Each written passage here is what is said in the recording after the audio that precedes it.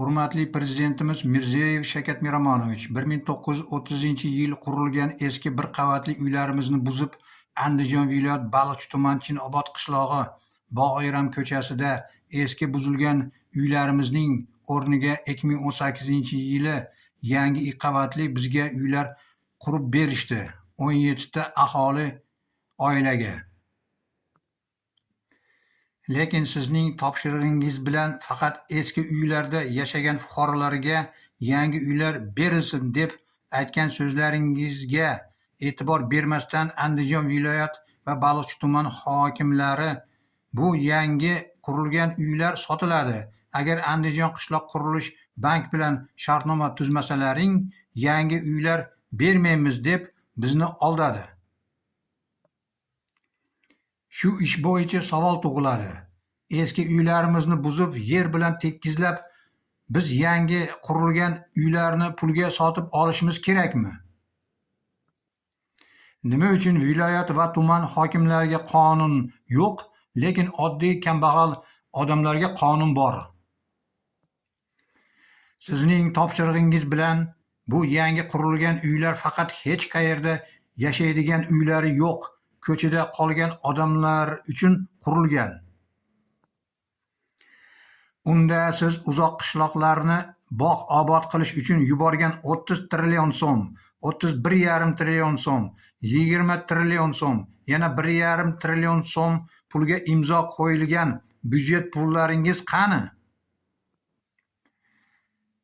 Hatto Rossiya va Ukraina o'rtasida 4,5 yildan beri urush tugamaganligi uchun Donetsk va Lugansk shaharlarda rus xalq odamlarini uylarini buzib, yer bilan tekizlanib ketgani uchun Rossiya prezidenti Vladimir Putinning buyrug'i bilan o'zini rus xalq odamlariga bekorga 1 so'm pul olmasdan yangi uylar qurib berishdi.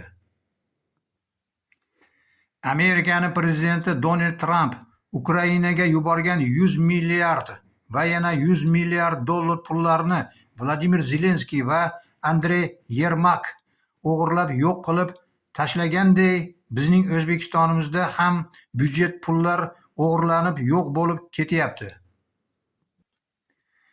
O'zingiz majlisda 857 milliard so'm pul noqonuniy ishlatilib o'g'irlandi deb aytgansiz. Baliqchi tuman hokimi Abduraimov Jasurbekni o'zini shaxsiy 500 ta sigir va novoslari bor ekan. Balkim undan ham ko'proqdir. Teplitsa va parniklari, fermalari, baliqxonalari va 30 gektar yeri bor. Balkim undan ham ko'proq yerlari bordir. Tuman hokimi Jasurbek qaysi pulga oldi? O'zini oylig'igami?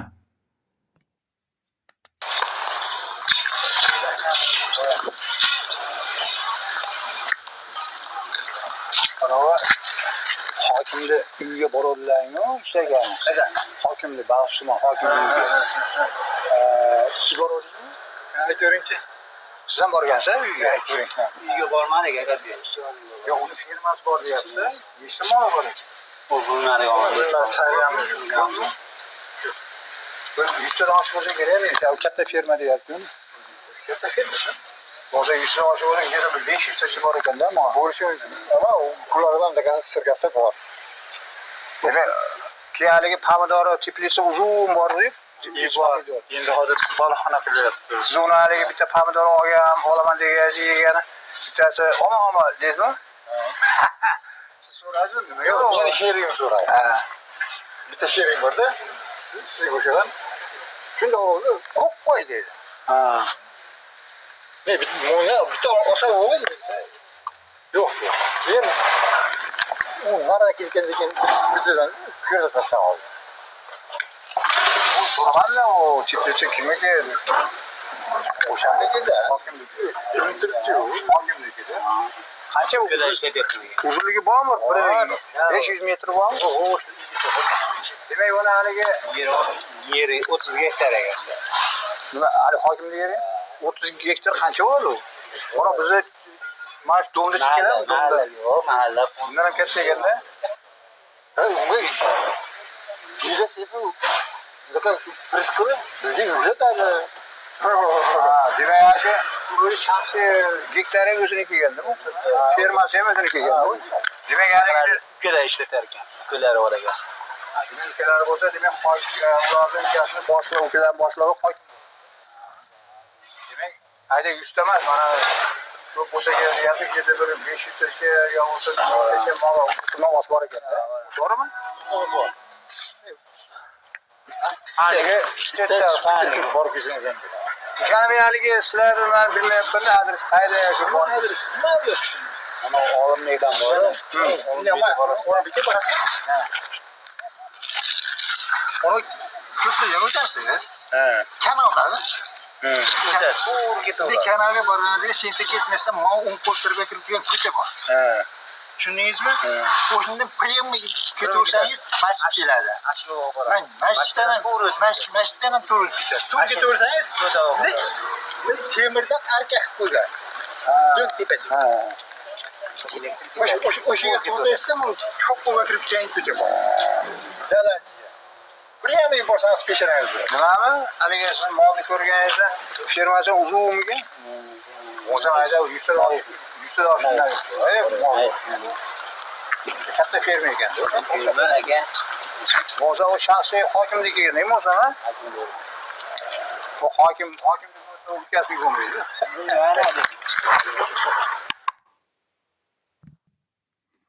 Hozir diplom kerak emas, mutlaqo kerak emas. Hunar kerak, bilim kerak, kasb kerak. Qonun ishlash kerak. Agar qonun ishlamasa, unda odamlar hayvonga aylanib qoladi.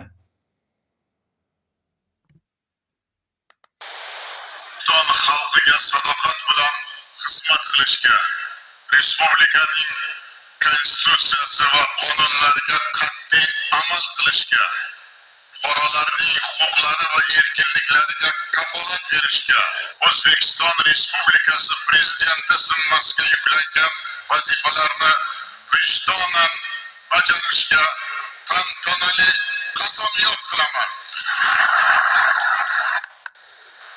Ommaviy axborot blogerlarga ko'p narsalar hozir O'zbekistonda ochiq, hammani ko'rib turyapti. Oldin yopiq edi. Lekin bitta narsani bilinglar, bu ochiqlik hech qachon orqaga qaytmaydi. Qanday ko'p ochiqlik bo'lsa, qanday ko'p ommaviy axborot vositalari odamlarimizga adolatli, haqiqiy muammolarni qancha ko'p bildirsam, men rahbar sifatida minnatdor bilaman ularga.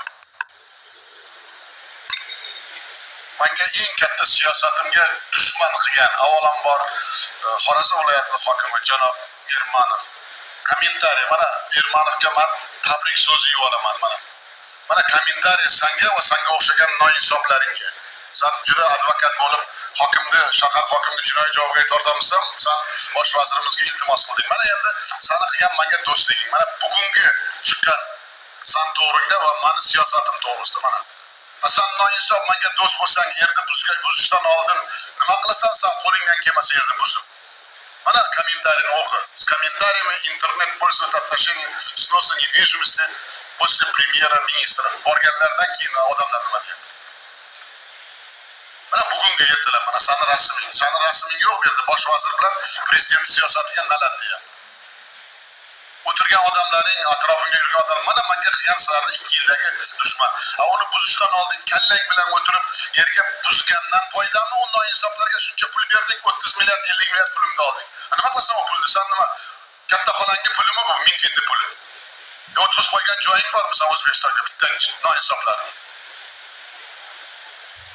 Birovni ishdan olish bo'lsa, darrov advokat bo'lasan. Jinoiy javobgarlikka tortish bo'lsa, darrov hammaga advokat bo'lasan. Buni men qanday o'qib kelib yerda tinch o'tira olaman? Mana bugunga ertalabki menga bo'lgan taklif. Bering o'sha mana salomni. Mana ikkinchi janob Qashqadaryoni vallomati bor. Ruziyev degan 5 yil qishloq xo'jaligi vaziri bo'lgan noinsof. Mana xizmatimizda rahbari borgandan keyin 19.01 avgustgacha Azizov borgandan keyin mana chiqqan hamma akkauntdagi hamma haligilar bitta jinning qarindoshi bilan haligi butun dunyoni sharmanda qildi. Mana siyosatim. O'zingni rayoning, o'zing hokim bo'lgansa o'qilaman, bu qilaman, tayyor hokimni bitta odaming yo'qda, u Dehqonobodga tarmashasan, taglik keladi.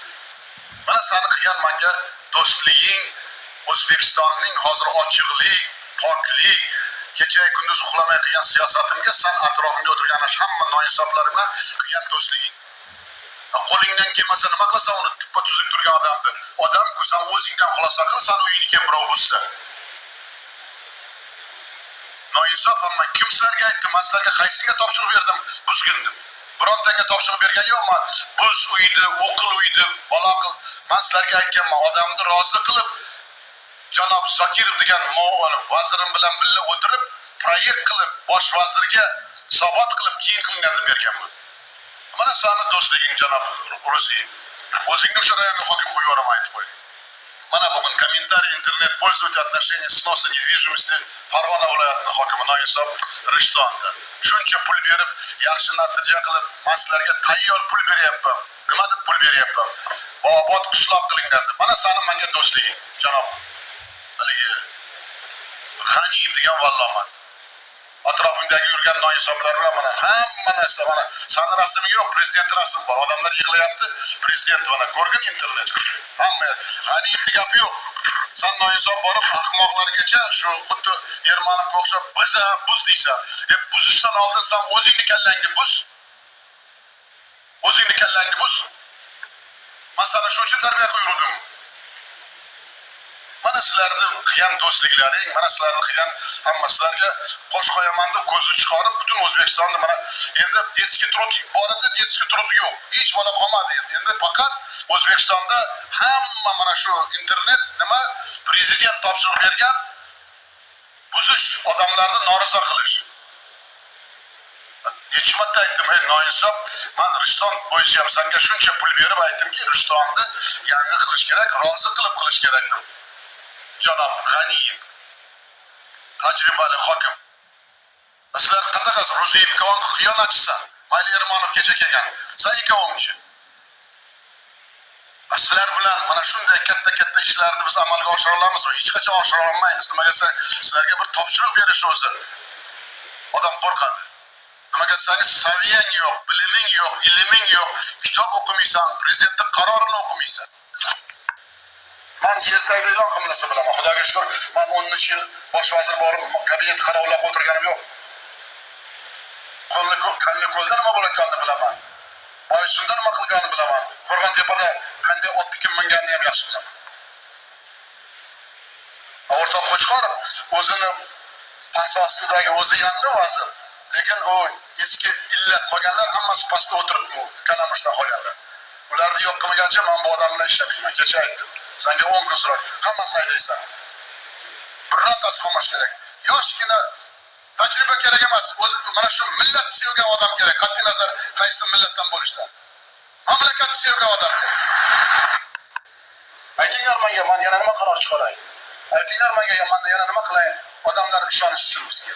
Aytinglar, taklif beringlar, yozinglar, taklif beringlar. Mana bu falon bo'layapti, mana bu Islom bo'layapti deb. Prokurorda ham, ichki ishlarda ham kerak bo'lsa boshqasini ham ayta olaman. Menga bunaqa xudayganlar kerak emas. Biz xalq oldida juda katta javobgarmiz. Mas'uliyatimiz bor. Xalq oldida ertaga hisobot berish oson bo'lmaydi. Men oldimda tomoshabin bo'lib, yengil-yelpi yurib, xudaygan odamlarni men bir kun ham chidamayman. Korrupsiyani yo'q qilinmayapti O'zbekiston. Prokuror degan nomga munosib bo'lish kerak. Qonun ustuvorini ta'minlash kerak. Prokurorga odamlar bilasanmi, yorug' yuz bilan qarash kerak. O'g'riga o'xshab qarash kerak emas. Qachongacha fuqarolarni adolat istab prezident devoniga borishga majbur qilasizlar? Bilib qo'yinglar, endi prezident nomiga yozilgan har bir murojaat belgilangan tartibda sinchiklab atroflicha qonuniy asosda o'rganib chiqiladi va qonun buzilishi holatlariga yo'l qo'ygan sud organlari xodimlariga nisbatan jinoiy javobgarlikka tortishga qadar keskin choralar qo'llash masalasi qo'yiladi. Endi hurmatli prezidentimiz Mirziyoyev Shavkat Miromonovich, sizning nomingizga Andijon viloyat va Baloch tuman hokimlarining ustidan ariza yozamiz.